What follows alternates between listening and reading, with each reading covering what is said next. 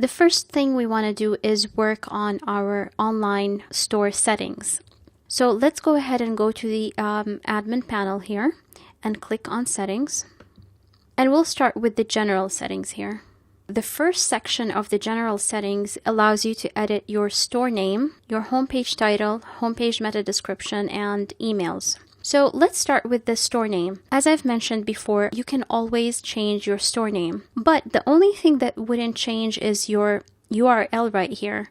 So let's say you change Cool Teas Factory to anything else. You can totally do that. Just don't forget to click on save. But your URL will not change. It will always remain coolteasfactory.myshopify.com.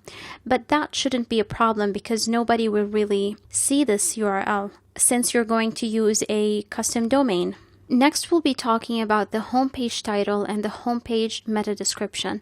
I just want to say something real quick here. These two might not be activated in a particular theme. It depends on the theme really, but it's always a good idea to fill this out anyway. And you might also have to add it in your themes section. So I will show you how to do that later, so don't worry about that. First of all, let's start with the homepage title. Now, the easiest way to explain a homepage title is to show you one. Let me go ahead and open up a tab here, and let's search for the word t-shirts. Okay, as you can see here, you have the results for the keyword t-shirts. And the blue link here, the clickable link that you see here, is basically your homepage title. And the part below it here, the couple of sentences that you see, this is your homepage meta description. So now that I've shown you the homepage title and the homepage meta description here, let's go back. First of all, when you choose a homepage title, you always want to stay below 70 characters because you don't want it to be cut off. Let me show you what I mean by that. You see how there are dots here because it's cut off? It's always a good idea to stay below 70 characters so that it appears more professional. Let's go back. Okay, what is important about the homepage title and the homepage meta description? There are two parts to it. The first part is it's basically a factor when people decide to whether click on your website or not. So if we go back here, when I searched for the word t-shirts, I was presented with a lot of options. Now, one of the factors that will determine whether I actually click on this link or that link will be the meta description that I read here. If what I read seems to be relevant to me and what I was searching for, then most likely I will click on this link. And the same thing applies to the homepage title. If not, then I'll probably look for another website. And that's why it's very important to research the important keywords that you will need to use. Think of what your customers might be looking for and Googling when they're trying to find products similar to yours. And use these keywords in your homepage title and meta description. That's going to be important in SEO as well. So previously, before I started recording this video, I just typed in here a quick title and a homepage meta description.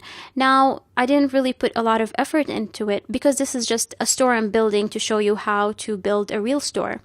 But definitely, when you're building your own store, you want to put effort into it and really try to make it look as appealing as possible and try to include keywords. Okay, so let's move on to the next part here. The account email and the customer email. The difference between these two emails is that the first one, the one that you put here, and by the way, you can always edit it to a different email. The email that you decide to put here is the email that Shopify will use to contact you. So let's say a customer places an order. Shopify will notify you by sending you an email here. Or when Shopify wants to email you your monthly invoice, for example, again, this is where they'll email you. On the other hand, the email that you'll put in here is the email that your customers will see. So let's say a customer went to your website and saw a product that they liked and they purchased it. Once they purchase the product, they will receive an order confirmation email. And the email that will appear to them is the email that you put in here. That's why you want to make sure that the email that you put in here is a professional looking one. You don't want it to be at gmail.com or at yahoo.com. You want it to be something like, for example, info@coolteasfactory.com. Now, in order to get such an email, one of the services that you can use is Google Business App. Let me show you that. Let's go here and type in Google Business Apps. As you can see here, it says Google Apps for Businesses. Okay, so this is basically where you'll be able to set up an email, a professional looking one. But of course, you have to remember that there is a monthly fee for that. So in order to do that, just go ahead and click here on Get Started and follow the instructions. So I'm just going to go ahead and close this tab. Next, you have your store address section here. You can always edit the information here. And remember, whenever you change anything, always hit save to make sure that everything is saved. The information here is basically what Shopify will use when they're calculating your shipping rate, your tax rates, and this is also the address that will appear on your invoice. Next, let's go to the standards and formats. The first thing you see here is your order ID. I recommend that you don't change this, so just leave it as is, although you should know that you can. This is basically how it will look when your customers see it and when you see it. Here you can change your time zone by clicking on the drop-down menu, and you can change the unit system by clicking on the drop-down menu as well here. You can either choose to use pound and inch or kilogram and centimeter. And here you can change your currency. Here is basically where you paste your Google Analytics code. Shopify does provide you with a report, and also you'll be able to see information about your customers in the dashboard. But I really do recommend using Google Analytics because the data that they provide is much more powerful and more in-depth. In order to do that, let me show you where to go. Just open up a new tab and search for Google Analytics. And click here. And in order to get the code for your Google Analytics, you're going to have to click here on Access Google Analytics and go through the various steps. Once you are presented with your code, you'll paste it here. And that's it. Next is the section where you will be able to change your password.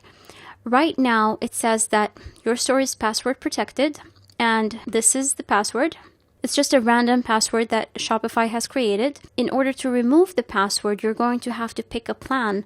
But since this is not really important right now, I'm just going to leave it the way it is. One of the benefits of having a password is that people will not be able to view your website until it's ready. And once you feel that your website is ready and you're ready to receive orders, just come here and remove the password. And that's it for the general settings.